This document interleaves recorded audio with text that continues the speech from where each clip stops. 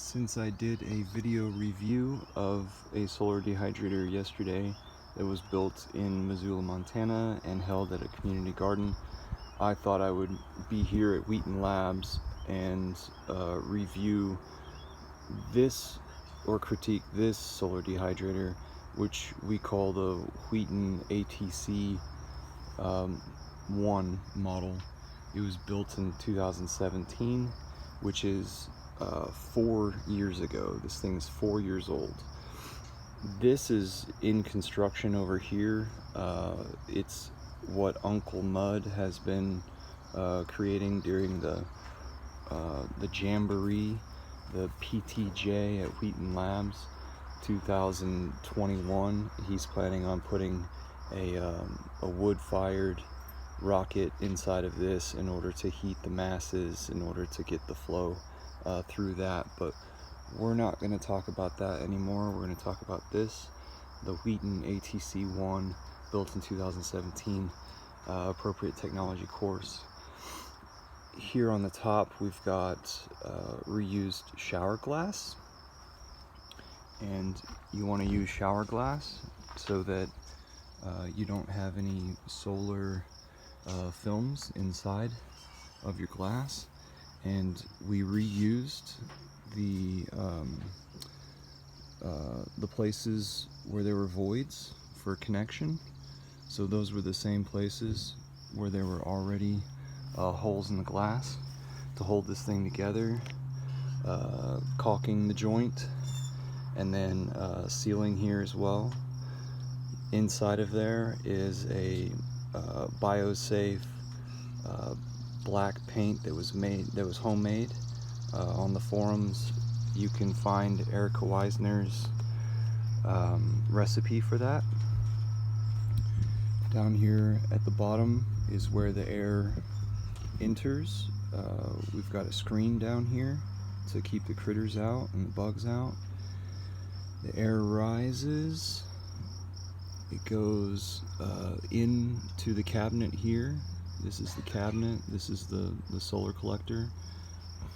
It goes into the top of the cabinet, sinks down, and it goes to the bottom of the back wall. There's an opening there, and it's hollow, the back wall is, and it rises. The air rises, and air is supposed to be heated up here and help exit there. You've got the glass as the roof, keeping this whole thing protected from the water elements. We can see that maybe we had some snow buildup over here. All of this tongue and groove is cedar, not pine, not plywood.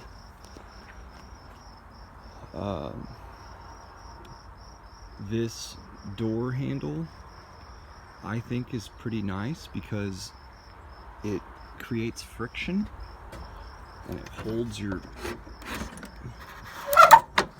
stuff tight.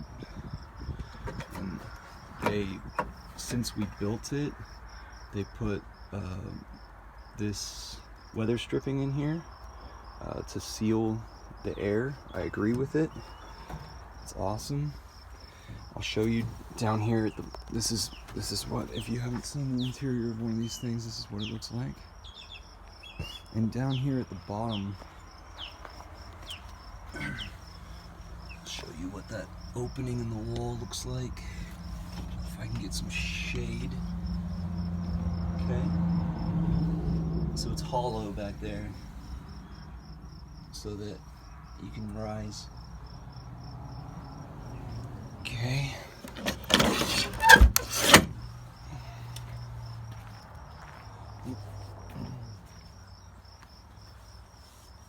I'm making sure that I'm not stepping on things at the same time, so pardon me.